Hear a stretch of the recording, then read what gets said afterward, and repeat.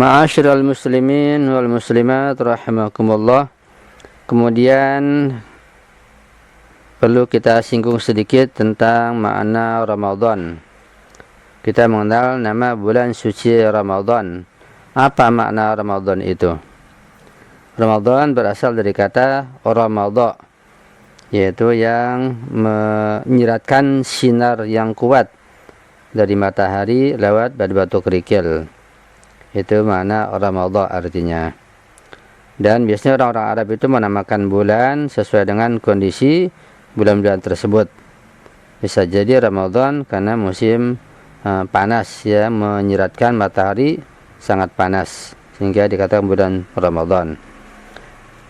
Juga ada yang bilang bahwa Ramadan adalah salah satu asma Allah, ya. Dan juga ada lagi yang mengatakan bahwa Ramadan itu dinamakan Ramadan kan jadi membakar dosa. Kenapa membakar dosa? Karena orang yang berpuasa pada bulan itu dosanya akan terbakar habis, hangus begitu. Sehingga dikatakan Ramadan itu bulan pembakar dosa atau penyucian jiwa, penyucian ruh. Ya, yang jelas bulan Ramadan sangat baik untuk meningkatkan ruh, membersihkannya dan menyapu semua penyakit yang kotor, yang merusak, sifat-sifat buruk yang menghancurkan ruh manusia. Itu tentang makna Ramadan. Kemudian pembahasan seputar masalah bahwa puasa itu merupakan kebesaran, keagungan dan kenikmatan dari Allah Subhanahu wa taala. Karena dalam puasa mengandung kesabaran. Artinya seorang akan sabar, akan banyak lebih sabar ketika pada kondisi berpuasa. Al-Quran menafsirkan puasa sebagai kesabaran. Dan ada sebuah hadis di mana Imam Ja'far As-Shadiq alaihissalam dinukil telah mengatakan hal tersebut di dalam penafsiran firman Allah yang berbunyi wasta'inu bisabri wassalah. As-sabr ini as-saum. Mintalah pertolongan pada Allah dengan sabar, yaitu dengan puasa, wassalah dan dengan puasa. Ini salah satu penafsiran sabar adalah puasa. Kenapa sabar diartikan puasa? Ya karena ada hubungannya erat bahwa puasa itu sebagai sarana yang paling efektif untuk memperoleh dan meraih kesabaran. Artinya pada kondisi lapar, kondisi haus, kondisi tidak makan, perut tidak kenyang, maka kesabaran akan lebih mudah didapat dan diraih oleh seseorang ketimbang ketika orang itu dalam keadaan kenyang atau banyak makan, ya.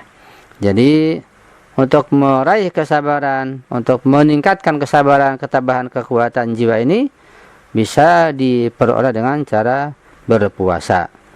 Itu satu poin penting buat kita untuk bisa meningkatkan jiwa kita, diri kita kepada Allah Subhanahu wa taala. Kemudian di sini ada hadis-hadis yang berkaitan dengan masalah kemuliaan berpuasa, juga efeknya. Ya. Dan kita bisa membaca dan mendapatkan pemahaman yang lebih baik tentang kemuliaan berpuasa dan pentingnya berpuasa dengan meninjau hadis-hadis yang berkaitan dengannya. Terkait masalah kewajiban puasa atau sebagai rukun Islam, terdapat hadis di mana Zurarah menukilkan bahwa Imam Muhammad Baqir alaihissalam bersabda, "Bunyal Islamu ala khamsati asya, ala salati, waz zakati, wal haji, was shaumi, wal wilayah." Ada 5. Ada 5 tiang Islam. Bunyal Islamu ala khamsati asya. Ada 5 tiang Islam. Apa itu? Yaitu salat, membayar zakat yang kedua, haji ketiga, puasa keempat, dan berwilayah kepada Amirul Mukminin Ali bin Abi Thalib alaihissalam yang kelima, setelah wafatnya Rasulullah. Allamah Majlisi mengatakan ini barangkali merupakan hal-hal yang kontemporer karena Islam goyah tanpa mereka. Beriman kepadanya adalah bagian dari Islam. Ya, ini jelas bahwa masalah poin-poin dan fondasi atau tiang-tiang Islam di antaranya adalah masalah puasa. Jadi puasa sangat penting baik untuk meningkatkan fisik, kesehatannya maupun meningkatkan ma'nawiyah dan ukhrawiyahnya. Ada hadis Rasulullah SAW di mana beliau bersabda, "Ala ukhbirukum bi syai'in in antum fa'altumuhu taba'ada asyaitanu ankum kama taba'ada al-masyriqu min al-maghrib." Qalu bala.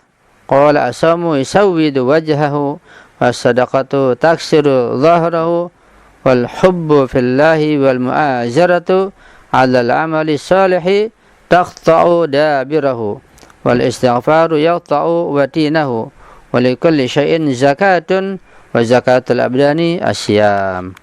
Artinya, apakah kalian ingin aku memberitahu kepada kalian apa yang dapat kalian lakukan yang akan menyebabkan setan pergi sejauh mungkin dari kalian, seperti jauhnya timur dari barat?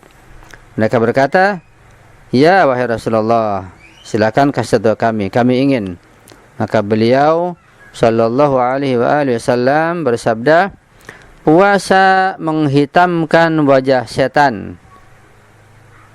bersedekah akan mematahkan punggung setan, persahabatan demi Allah dan membantu dalam melakukan perbuatan baik akan memutuskan ekor setan, dan istighfar akan memutuskan urat nadi setan.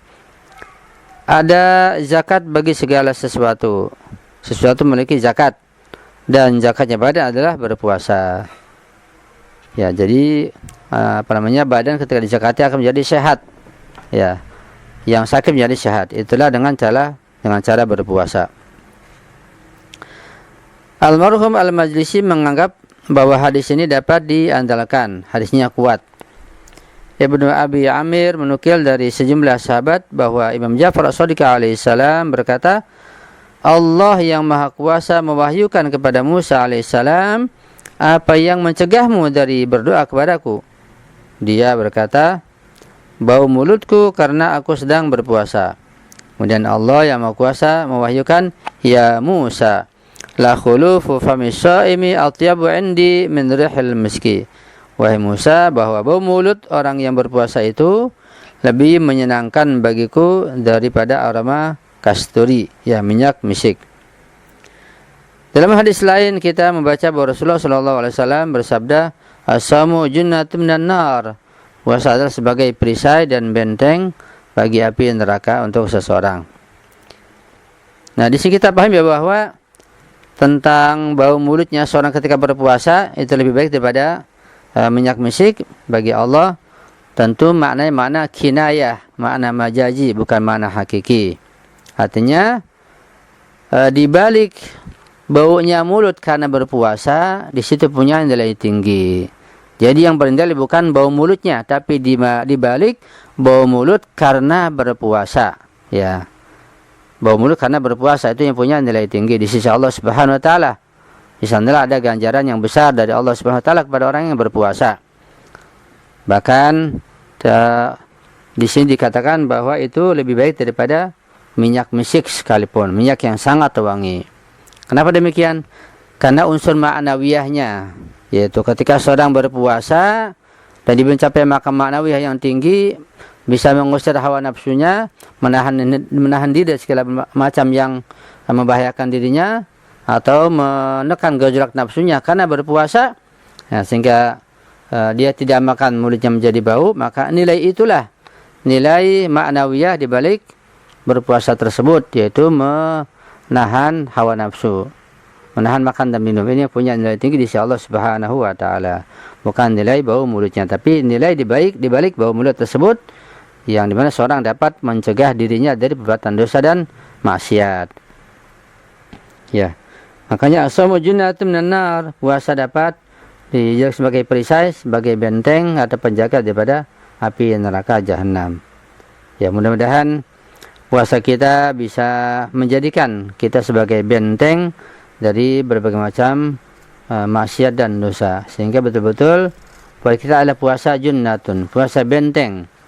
Dengan puasa kita tidak bermaksiat, tidak menggunjing, tidak memandang yang buruk, tidak berbicara yang tidak baik, tidak menyakiti orang lain, dan seterusnya. Sehingga kita menjadi orang yang la'allakum tattaqun, termasuk bertakwa kepada Allah Subhanahu wa taala. Amin ya rabbal alamin. Sampai di sini dulu kajian kita tentang kajian akhlak malam Rabu ini seputar masalah puasa, dan kita akan lanjutkan pada kajian yang akan datang minggu mendatang tentang puasa dan pengampunan dosa dari Allah Subhanahu wa taala. Yang saya akhiri, mohon maaf. Wassalamualaikum warahmatullahi wabarakatuh.